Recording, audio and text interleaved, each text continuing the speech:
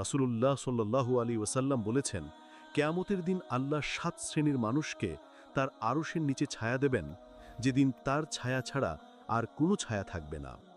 তার মধ্যে এক শ্রেণী হল এমন যুবক যে তার যৌবনকাল আল্লাহর ইবাদতে কাটিয়েছে।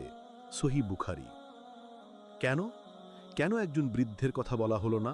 কেন একজন যুবকের কথা আলাদা করে বলা হলো? কারণ একজন বৃদ্ধ যখন ইবাদত করেন, তার দুনিয়ার প্রতি আকর্ষণ কমে যায়, তার পাপ করার শক্তি কমে যায়, তার জন্য ইবাদত করাটা তুলনামূলকভাবে সহজ হয়। কিন্তু একজন যুবক, তার সামনে হাজারো প্রলোভন, তার চোখে রঙিন চশমা, এক পাশে বন্ধুর আড্ডা, অন্য পাশে হারাম সম্পর্ক, এক পাশে ইন্টারনেট, সোশ্যাল মিডিয়ার হাতছানি, অন্য পাশে ফজরের আজান, এক পাশে ক্যারিয়ার গড়ার নেশা, অন্য পাশে আল্লাহর রাস্তায় সময় দেওয়ার আহ্বান। এই সবগুলো বাধার সাথে যুদ্ধ করে নিজের নফসের গলা টিপে ধরে যে যুবকটা জায়নামাজে দাঁড়ায়, আল্লাহর